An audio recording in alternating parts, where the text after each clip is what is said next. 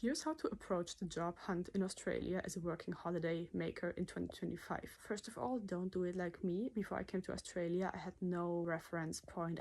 I didn't know anything about working holiday in Australia. Don't apply in advance. I was sending out applications through Seek, through companies' websites before I arrived in this country. That was a waste of time. Nobody in Australia cares about you when you're not in the country yet. So first of all, don't try to prepare too much because it's not gonna make a difference. Everything in Australia happens once you are in the country. Ultimately, the way I landed my long-term employment after 6 weeks of arriving in Australia was Workaway. I found a work for accommodation opportunity through Workaway. I am now in a small town in Queensland, close to Fraser Island, and I also work at a beach bar here, which I found through my employer. So that was all about connections. So in Australia, number one is actually connections, and I know it sounds so cheesy and you've heard it a million times. And by connections, I mean two things. I mean WhatsApp groups, Facebook groups. I think WhatsApp is the less sketchy way to find a job. Facebook has more scams, especially if you're from Germany. There's so many Australian group chats for different cities in Australia, different categories. That'll be a great way because there's a lot of messages from people who are leaving their current employers who are looking for somebody else to take over. So you gotta keep checking the group chats. And the other thing I mean by connections is go in hostels. In your first weeks, just live in hostels, live in different hostels, talk to people, ask them where they work, ask them if their employer is looking for somebody else. Just